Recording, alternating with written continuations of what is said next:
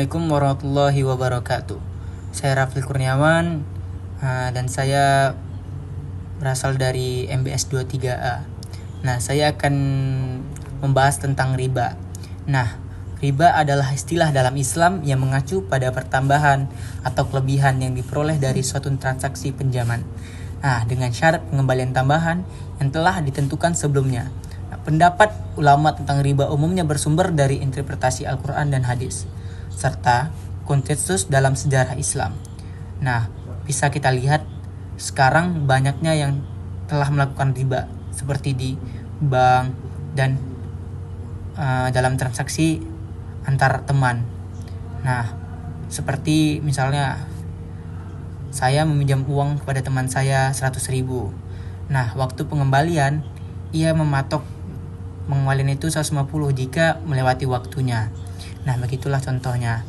Nah, juga secara umum ulama sepakat bahwa riba adalah haram, dilarang dalam Islam dengan dasar utama dari Al-Quran surah Al-Baqarah ayat 275 hingga 281. Nah, ia menegaskan larangan riba dan ancaman bagi pelakunya. Nah, pendapat ini juga diperkuat oleh hadis-hadis Nabi Muhammad SAW yang menyatakan riba sebagai salah satu dari 7 dosa besar. Nah, dalam pemahaman praktisnya, riba dibagi menjadi 2 jenis. Nah, riba utama itu adalah riba nasiah. Itu yang bisa dibilang riba waktu. Dan kedua adalah riba al-fadl, yang bisa disebut dengan riba barang. Nah, riba nasiah sendiri terjadi dalam transaksi pinjaman dengan syarat tambahan pengembalian tertentu seperti bunga contohnya. Nah, sedangkan riba al-fadl terkait dengan pertukaran barang yang tidak seimbang secara adil. Seperti sekarang kan banyak yang kayak gitu.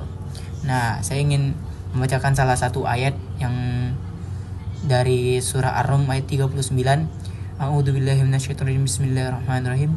Wa ma ataitum mir riba liyarbu fi amwalin nasi fala yarbu indallahi wa ma ataitum min hadakatin yuriduna wajhallahi faulaika humul mudhifun. Yang artinya, dan sesuatu riba tambahan yang kamu tambahkan agar bertambah pada sisi harta manusia, maka tidak akan bertambah pada sisi Allah. Dan jika itu adalah sebuah zakat yang kamu inginkan akan bertambah pada sisi Allah, maka itulah orang-orang yang melipat gandakan pahalanya. Nah, dari ayat tadi bisa kita ambil kesimpulannya, maka kita harus menjauhi riba. Nah, poin selanjutnya itu adalah pendekatan ulama terhadap riba juga mencakup berbagai situasi kontemporer seperti sistem keuangan modern, produk perbankan, dan kontrak-kontrak keuangan. Mereka juga berusaha menyesuaikan prinsip-prinsip larangan riba dengan konteks zaman sekaligus mempertahankan nilai-nilai etika dan keadilan. Nah, ekonomi dalam Islam. Nah, saya akan membacakan salah satu hadis, yaitu an Jabirin qala la'ana Rasulullah sallallahu alaihi wasallam akila riba wa mukilahu wa katibahu wa syahidai wa qalahum sawa, yang artinya Jabir radhiyallahu anhu berkata, Rasulullah sallallahu alaihi wasallam melaknat pemakan riba, memberi makan riba, penulisnya, dan 2 orang saksinya. Beliau bersabda, mereka itu sama.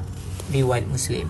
Nah, dalam praktiknya banyak negara dan komunitas muslim berupaya menerapkan prinsip-prinsip ini melalui lembaga keuangan syariah yang menawarkan alternatif seperti profit sharing, nah, dan biaya pembiayaan berdasarkan kepemilikan bersama yang menghindari bunga tetap dalam transaksi keuangan mereka.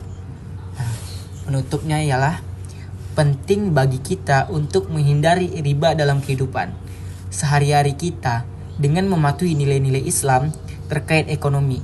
Kita tidak hanya mendapatkan keberkahan dalam hidup kita, tetapi juga turut membangun masyarakat yang lebih adil dan berkeadilan.